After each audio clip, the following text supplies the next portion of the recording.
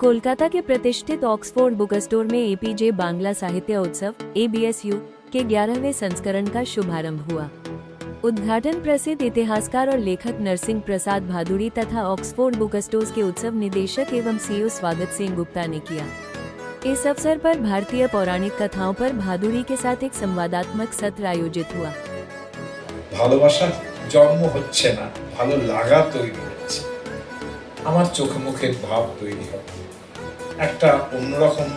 এটা খুব সুন্দর করে বলছেন।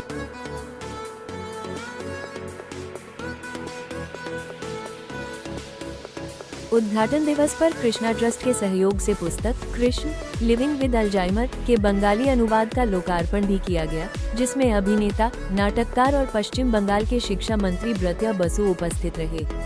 उत्सव के आगामी सत्रों में राजनीति, कविता, सिनेमा, प्रकाशन और महिला साहित्य जैसे विविध विषयों पर चर्चाएं और बहसें होंगी।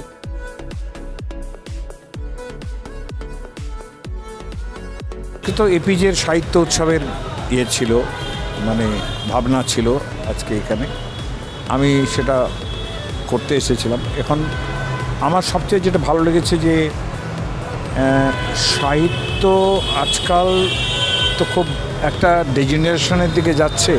উপন্যাস বলুন, ছোট গল্প বলুন, প্রবন্ধ বলুন, এটা এমন একটা অবস্থার দিকে যাচ্ছে যেটা খুব সেটা আমাদের কাছে আদরণীয় নয় এবং আমাদের কাছে অকল্পনীয়। বাংলায় যেহেতু এই বাংলা কত সাহিত্যিকের জন্ম তার ঠিক নেই, শেষ নেই।